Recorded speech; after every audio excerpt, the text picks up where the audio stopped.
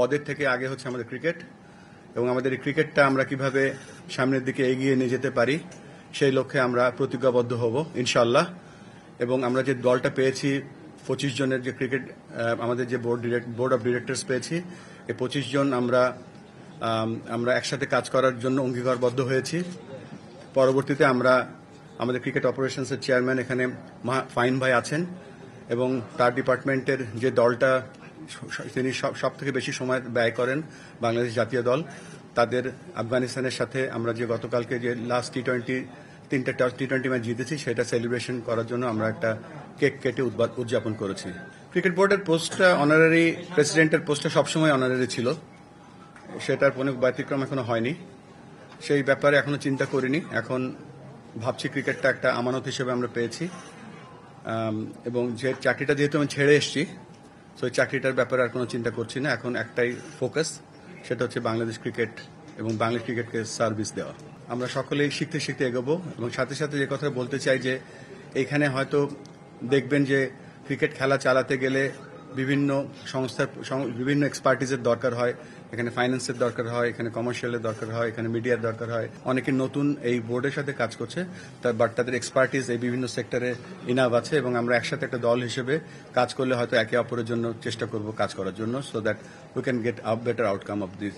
এটা একটা জার্নির অংশ ধরে নিয়েছি। বাংলাদেশ ক্রিকেটের ডেভেলপমেন্টের প্রেমেও পড়ে গিয়েছি।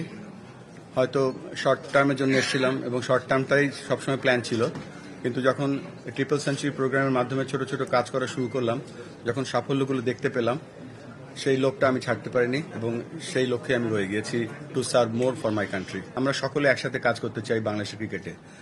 কারা ক্রিকেট বোর্ডে আছে, কারা ক্রিকেট বোর্ডে নেই, যে সমস্ত স্টেক হোল্ডারকে আমরা আহ্বান জানাবো বাংলাদেশ ক্রিকেটের কাজ করতে এবং আমাদেরকে সহায়তা করতে। এখানে কন্ট্রোভার্সি হয়তো নির্বাচনের আগে সব দেশে, সব জায়গায়, সব সেক্টরে হয়, বাট আমার জানা মতে আমরা বাংলাদেশ ক্রিকেট বোর্ডে যে কনস্টিটিউশন আছে, উইদিন দ্য কনস্টিটিউশন থেকেছি। নির্বাচন যে বিধিমালা ছিল তার মধ্যেই ছিলাম। তবে স্ট্রেট অ্যান্সার হচ্ছে যে কে বোর্ডে আছে, কে বোর্ডে নেই, আমরা সকলকে আহ্বান জানাবো আমাদের সাথে একসাথে কাজ করে বাংলাদেশ ক্রিকেটকে এগিয়ে নিয়ে যাওয়ার জন্য।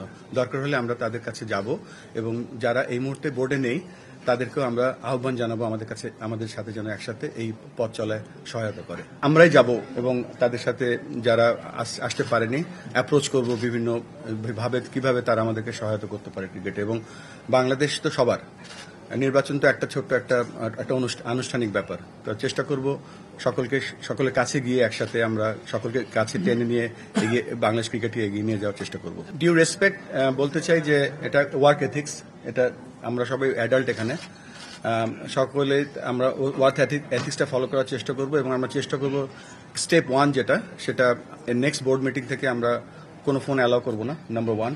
নাম্বার 2, এটা যার ব্যক্তিগত ব্যাপার, সে কি করবে না করবে, কেননা এখানে আমরা একটা জিনিস পুরোপুরি ফলো করব, কে রেসপন্সিবল আছে যেই কাজটার জন্য, কে অ্যাকাউন্টেবল আছে, কার কনসার্ন নেওয়া উচিত, কে ইনফর্মড আছে, এই ব্যাপারগুলো আমরা চেষ্টা করব পেশাদার একটা বোর্ড হিসেবে কাজ করার জন্য। তারপরেও বলছি এটা সম্পূর্ণ ব্যক্তিগত ব্যাপার, এটা তার যে কেউ যদি করে থাকে আগে, সেটা আমার জানা মতে এক্স্যাক্টলি আমি জানি না, বাট এটা যদি হয়ে থাকে is not a good practice. President বলেছেন যে একটা কথা, যে আমরা আমাদের সবার গোল, আপনারা এখানে বসে আছেন, আপনি চান বাংলাদেশ ক্রিকেটে এগিয়ে যাক, আমরা এখানে বসে আছি, আমরাও চাই বাংলাদেশ ক্রিকেটে এগিয়ে যাক। গোল কিন্তু এক। এই গোলের মাঝখানে কিছু জিনিস আসে, আনপ্রেসিডেন্টেড বলি, যেটা মানে ওই জিনিসগুলো আমাদের ট্যাকেল করতে হবে এবং আমাদের যেহেতু গোল একটাই, বাংলাদেশ ক্রিকেটকে এগিয়ে নিয়ে যাওয়ার, আমার মনে হয় ছোটখাটো যেই মাঝখানে ইনবিটুইন যে জিনিসগুলো আছে, এগুলো থেকে আমরা বের হয়ে আমরা যাতে বাংলাদেশ ক্রিকেটকে এগিয়ে নিয়ে যেতে পারি, এটি আমাদের একমাত্র গোল হওয়া। পিছনে জিনিসগুলো বাদ দিয়ে দেয়, আমরা সামনে কিভাবে এগোবো, এটা খুব ইম্পর্টেন্ট। সবচেয়ে বড় কথা, এটা বড় একটা টিম হয়েছে। আগে আপনি জানেন মানে বুলবুল মানে আমিনুল ইসলামও কাজ করেছে একটা ছোট্ট বোর্ড নিয়ে, একজন 3-4টা কমিটি ছিল। So it was not easy, because অনেক ফাস্ট কাজ। এবার কিন্তু 25 জনের কাজ। আই এম শিওর প্রেসিডেন্ট চিন্তা করবেন কমিটিগুলো যাতে ভালো করে করলে দায়িত্বটা যখন আলাদা হয়ে যাবে, যার দায়িত্বটা, তখন কিন্তু কাজ করতে সুবিধা হবে। সো এটা আমি আশা করব যে 25 জন আর 8-10 জনের থেকে 25 জন ইজ অলওয়েজ বেটার।